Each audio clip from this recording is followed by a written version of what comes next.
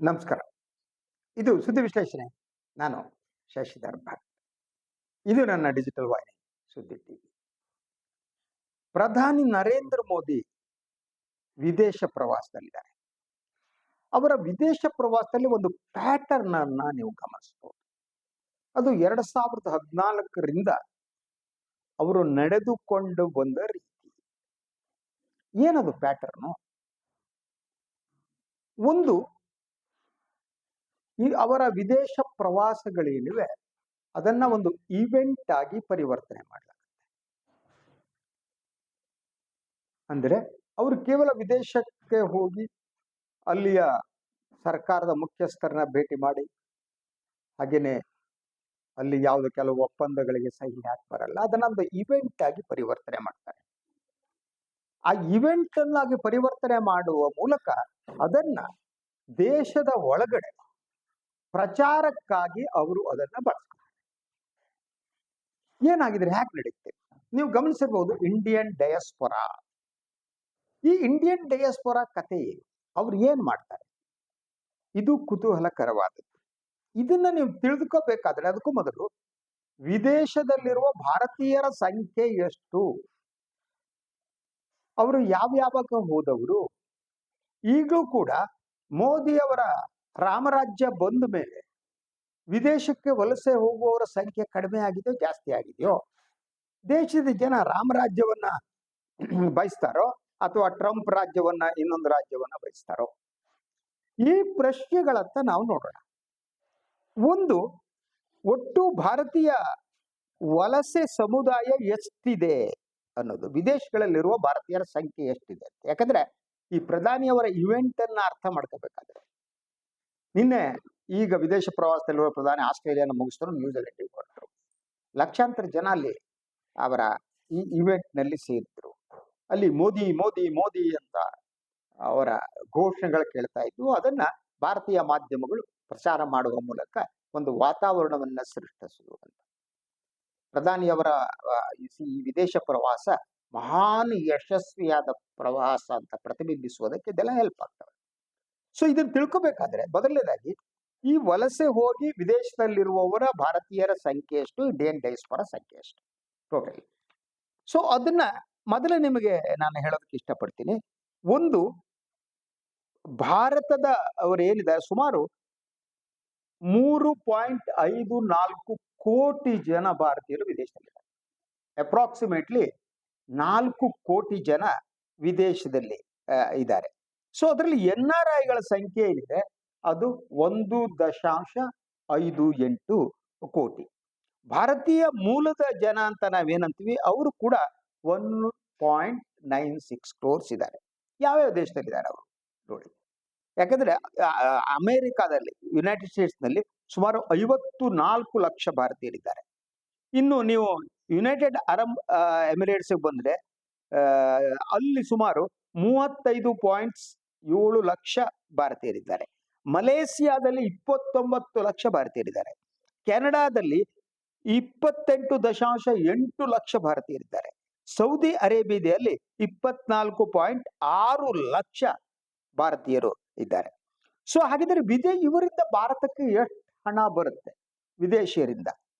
So ಅದನ್ನ ನೀವು ನೋಡೋದಾದ್ರೆ ಭಾರತವ ವಿಶ್ವದಲ್ಲೇ ಅತಿ ಹೆಚ್ಚು ವಿದೇಶಿ ಹಣವನ್ನ ಸ್ವೀಕರಿಸುವ ದೇಶ ಅನ್ನುವ ಹಣೆಪಟ್ಟಿ ನಮಗೆ ಇದೆ.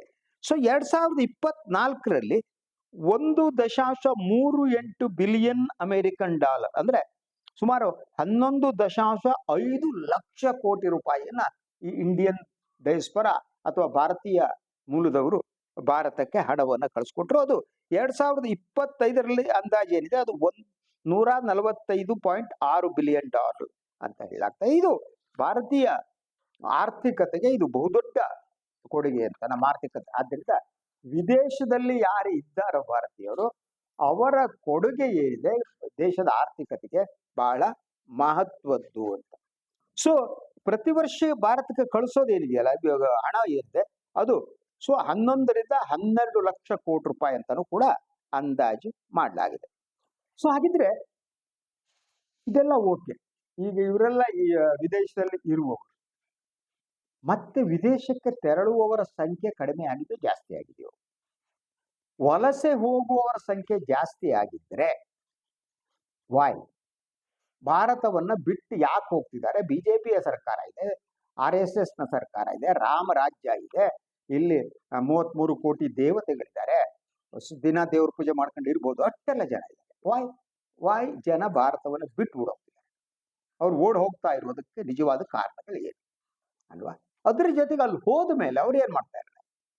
ಈಗ ಯೂಶುವಲಿ ಏನ್ ಗೊತ್ತಾ, ನೀವು ಈ ವಿದೇಶದಲ್ಲಿರುವಾಗ ನಮಗೆ ದೇಶಭಕ್ತಿ ಜಾಸ್ತಿ ಆಗುತ್ತೆ. ಫಾರ್ ಎಕ್ಸಾಂಪಲ್, ನಾನು ಬೆಂಗಳೂರಲ್ಲಿ ಬಹಳ ವರ್ಷ ಆಯ್ತು ಅಂತ ಇಟ್ಕೊಳ್ಳಿ. ನನಗೆ ಉತ್ತರ ಕನ್ನಡ ಅಂದ್ರೆ ಬಹಳ ಇಷ್ಟ.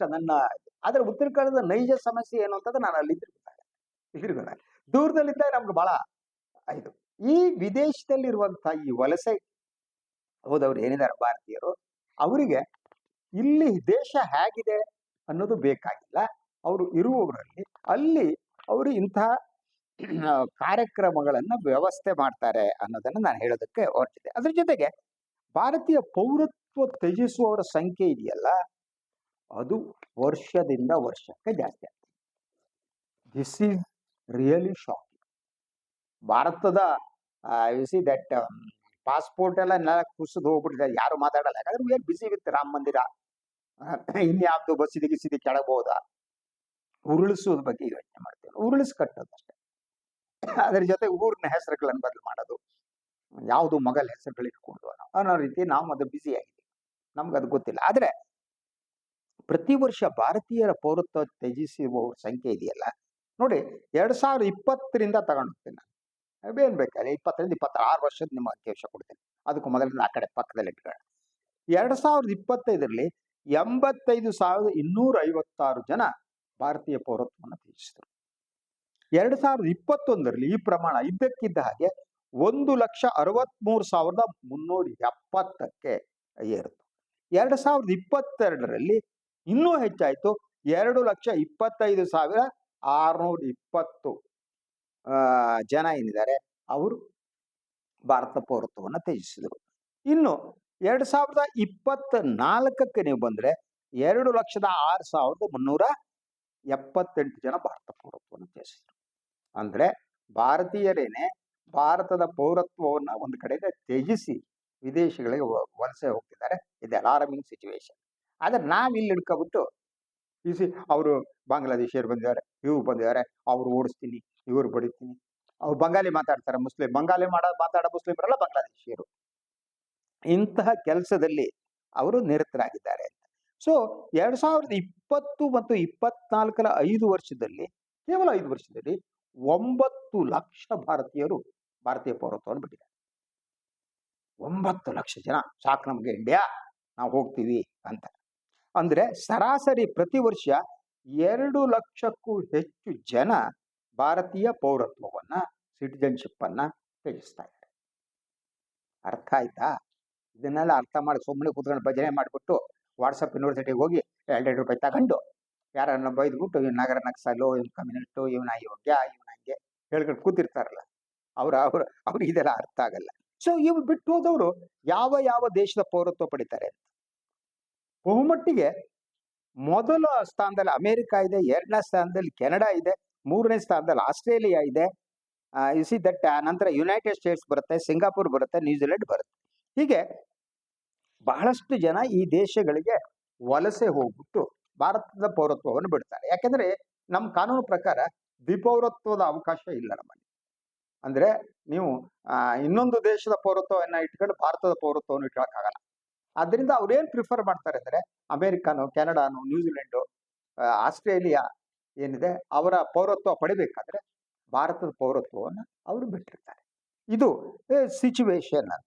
ಸೊ ಇನ್ನು ನೀವು ಬಂದ್ರೆ ಈ ಸಮುದಾಯದವರು ಏನಿದ್ದಾರೆ, ಇವ್ರು ಇಂಡಿಯನ್ ಡೈಸ್ಪೋರಾ ಅಂತಲ್ಲ, ಅವ್ರು ಏನ್ ಮಾಡ್ತಾರೆ? ಯೂಶುವಲಿ ಪ್ರಧಾನಿ ಯಾವಾಗ ಭೇಟಿ ನೀಡ್ತಾರೆ ದೇಶಗಳಿಗೆ, ಆಗ ಅಲ್ಲಿ ವಿದೇಶಗಳಲ್ಲಿ ಅವ್ರು ಹೋಗುವ ವೆಚ್ಚವನ್ನು ಭಾರತ ಸರ್ಕಾರ ವಹಿಸುತ್ತೆ. ಆದ್ರೆ ಇವರು ಬೇರೆ ಬೇರೆ ಸಂಘಟನೆ ಮೂಲಕ, for example you take in 2015 ಪ್ರಧಾನಿಯವರು ಆಸ್ಟ್ರೇಲಿಯಾಕ್ಕೆ ಹೋಗಿದ್ರು ಅಲ್ವಾ, ಸಿಡ್ನಿಯಲ್ಲಿ ನಡೆದಿತ್ತು. ಸಿಡ್ನಿಯಿಂದ ಕೆಲವು ಇದ್ರ ದೂರದಲ್ಲಿರುವಂತಹ ಮೆಲ್ಬೋರ್ನ್ ನಲ್ಲಿ ಈ ಬಾರಿ ನಿನ್ನೆ ಅವರು ಮಾಡಿದ್ರು. ಅಲ್ಲೂ ಲಕ್ಷಾಂತರ ಜನ ಸೇರಿದ್ರು, ಜೈ ಮೋದಿ ಮೋದಿ ಮೋದಿ ಅಂತ. ಅವರು 2015ರಲ್ಲಿ ಹೋದಾಗ ಅವರ ಕಾರ್ಯಕ್ರಮವನ್ನ ವ್ಯವಸ್ಥೆ ಮಾಡಿದ್ದ ಅವಾಗ ರಾಷ್ಟ್ರೀಯ ಸ್ವಯಂ ಸೇವಕ ಸಂಘ.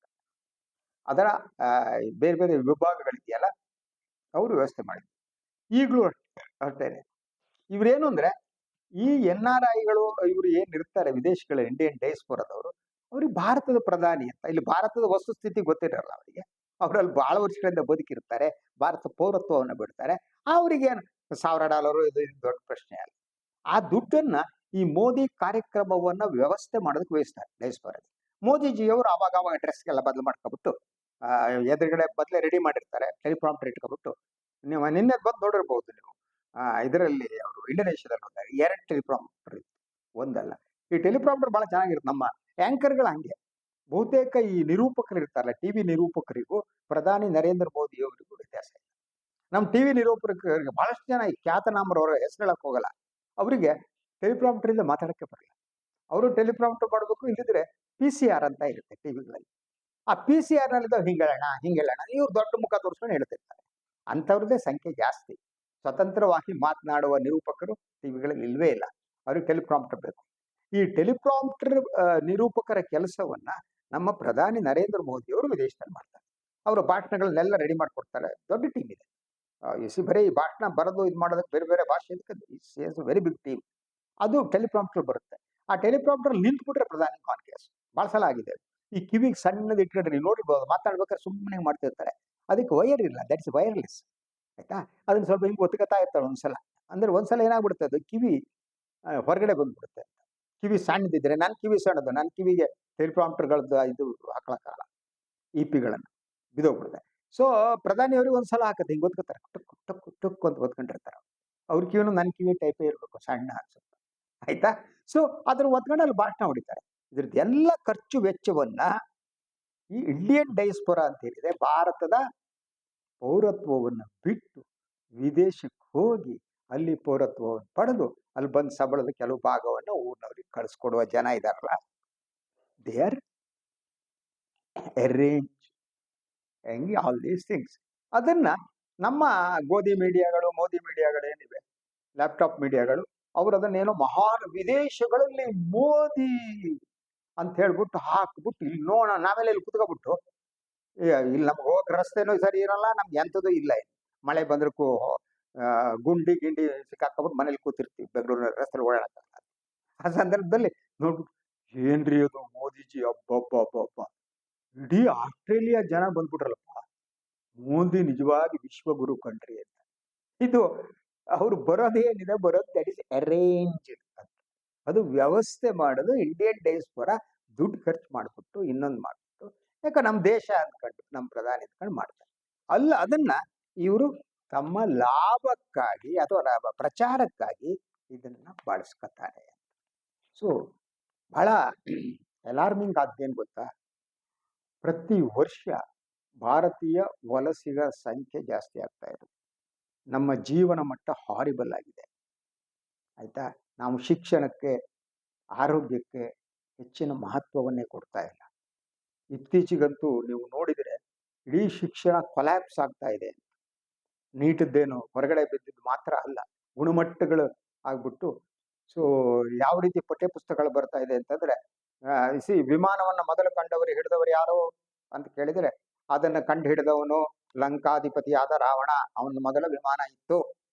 ನಗ್ತಾರೆ ಜಗತ್ತು. ಮೊದಲು ವಾಯುಯಾನ ಮಾಡಿದವರು ಯಾರು? ಹನುಮಂತ ವಾಯುಯಾನ ಮಾಡ್ದ, ಅವನು ಹಾರುವುದ. ಆದ್ರಿಂದ ನಮ್ಮದೇ ಎಲ್ಲ ಮುಖ್ಯ. ನಮ್ಮ ಪುರಾತನ ಸನಾತನ ಧರ್ಮ ಇದೆಯಲ್ಲ, ಅದು ಬೇರೆ ಇಲ್ವೇ ಇಲ್ಲ. ಆ ಸನಾತನ ಧರ್ಮದಲ್ಲಿರುವುದೇ ಸರ್ವಶ್ರೇಷ್ಠವಾದುದು, ಅದೇ ಒಂದು ಸತ್ಯ ಅಂತೇಳಿ ವೈಜ್ಞಾನಿಕ ಮನೋಭಾವದ ಹತ್ಯೆ ಪ್ರತಿ ಕ್ಷಣ ನಡೀತಾ ಇದೆ. ಎಲ್ಲರೂ ಬಿಟ್ಕೊಂಡು ಪಟ್ಟಂಗಿಗಳಾಗ್ಬಿಟ್ಟಿದ್ದಾರೆ, ಕೆಲಸ ಮಾಡಲ್ಲ, ಏನು ಮಾಡಲ್ಲ. ಸೊ ಇವ್ರ ತಲೆಗಳಲ್ಲಿ ಇಂಥ ತುಂಬಿಟ್ಟು ಶಿಕ್ಷಣ ನಾಶ ಆಗ್ಬಿಟ್ಟಿದೆ. Health system has collapse. ಇಲ್ವೇ ಇಲ್ಲ ಹೆಲ್ತ್ ಸಿಸ್ಟಮ್. ಈ ದೇಶದಲ್ಲಿ ಏನಾಗಬೇಕಾಯ್ತು ಗೊತ್ತಾ? ತಕ್ಷಣ ಏನ್ ಗೊತ್ತಾ, ಪ್ರತಿ ಊರಿನಲ್ಲಿ ಒಂದೊಂದು ನಿಮ್ಯಾನ್ಸ್ ಘಟಕಗಳನ್ನ ತೆರಿಬೇಕಾಗಿದೆ. ಅದು ಒಂದೇ ನಿಮ್ಯಾನ್ಸ್ ಘಟನೆಗಳು ಸೇರಿ ಎಲ್ಲರನ್ನೂ ಕೂಡ ನಿಮ್ಯಾನ್ಸಿಗೆ ಸೇರಿಸ್ಬೇಕು. ಹುಚ್ಚು ಭ್ರಮೆಯಲ್ಲಿದ್ದಾರೆ. ಯಾಕೆಂದ್ರೆ ಅವ್ರನ್ನಲ್ಲಿ ಇಡಲಾಗಿದೆ. ಈಗ ನೋಡಿ, ಇಡೀ ಈಗ ಒಂದು ತಿಂಗಳಾಗಿರ್ಬೋದು, ಬರೇ ರಾಮ ಮಂದಿರ ಕಳ್ತನ ಮಾತಾಡ್ತೀವಿ, ಉಳಿದು ಯಾವ್ದ್ರ ಬಗ್ಗೆ ಮಾತಾಡ್ತಾ ಇಲ್ಲ, ಯಾವ್ದ್ರ ಬಗ್ಗೆ ಮಾತಾಡಲ್ಲ. ಸೊ ನಮ್ಮನ್ನ ಈ ಧರ್ಮ ಅನ್ನುವ ಭ್ರಮೆಯಲ್ಲಿ ನಮ್ಮನ್ನ ಮುಳುಗಿಸಲಾಗುತ್ತೆ. ನಮ್ಮ ವೈಚಾರಿಕ ಶಕ್ತಿಯನ್ನ ನಾಶಪಡಿಸಲಾಗುತ್ತೆ. Human resources has gone to dogs sir. ಜನರಿಗೆ ಬೇರೆ ಕೆಲಸನೇ ಇಲ್ಲ. ಇಂಡಿಯಾದಲ್ಲಿ ರಜೆ ಕೆಲಸನೇ ಇಲ್ಲ. ನೀವು ಸರ್ಕಾರಿ ನೌಕರ್ ನೋಡಿ, ಫುಲ್ ರಜಾ ತೀರ್ಥಕ್ಷೇತ್ರ. ಒಳಗಿರುವ ಭಯ ಇದೆಯಲ್ಲ, ಬದುಕನ್ನು ಯಾವನಿಗೆ ಎದುರಿಸಕ್ ಸಾಧ್ಯ ಆಗಲ್ವೋ ಅವನಿಗೆ ಅಡ್ಡ ದಾರಿಗಳನ್ನು ಹುಡುಕ್ತಾವ. ಇದನ್ನ ನೋಡಿ, ಈಗ ಈ ಟೆಂಪಲ್ ರನ್ಗಳು ನಮ್ಮ ರಾಜಕಾರಣಿಗಳು ಶುರು ಮಾಡ್ಬಿಟ್ಟಿದ್ದಾರೆ. ಈ ಹೊಸ ಮುಖ್ಯಮಂತ್ರಿಗಳು ಫುಲ್ ಟೆಂಪಲ್ ರನ್, ಇಡೀ ಕೆಲಸವೇ ಟೆಂಪಲ್ಗಳಿಗೆ ಹೋಗೋದು.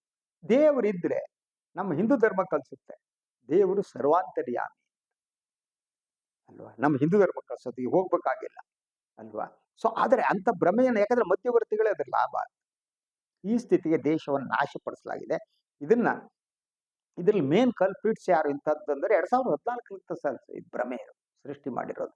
ಪ್ರಧಾನಿಯವರು ಪ್ರತಿದಿನ ಪ್ರಧಾನಿ ಮಾಡ್ತಾರೆ ಅಂತ ಅವರು ಡ್ರೆಸ್ ಚೇಂಜ್ ಮಾಡೋದು, ಒಂದ್ಸಲ ವಿಭೂತಿ, ಒಂದ್ಸಲ ಕುಂಕುಮ, ಕೈಯಲ್ಲಿ ಡಮರುಗ, ಇನ್ನೊಂದ್ ಕಡೆ ತ್ರಿಶೂಲ, ಮತ್ತೊಂದ್ ಕಡೆ ಶೂಲ ಎಲ್ಲ ಹಿಡ್ಕೊಬಿಟ್ಟು ಫೋಟೋ ತೆಗೆದು ಹಾಕೋದು. ಎಲ್ಲರೂ ಫಾಲೋ ಮಾಡೋದು. ಎಲ್ಲರೂ ಡಮರುಗ ಹಿಡ್ಕೊಬಿಟ್ಟು ತ್ರಿಶೂಲ ಹಿಡ್ಕೊಂಡು ವಿದೇಶಿಗಳ ಪತ್ರಿಕೆಗಳು ಅದ್ರ ಬಗ್ಗೆ ಎಲ್ಲ ಬರೀತಾ ನಗುತ್ತಾ ಬಿದ್ದಾರೆ. ನಮ್ಗೆ ಗೊತ್ತೇ ಆಗಲ್ಲ. ನಾವು ವಿದೇಶಿ ಪತ್ರಿಕೆ ಓದಲ್ಲ.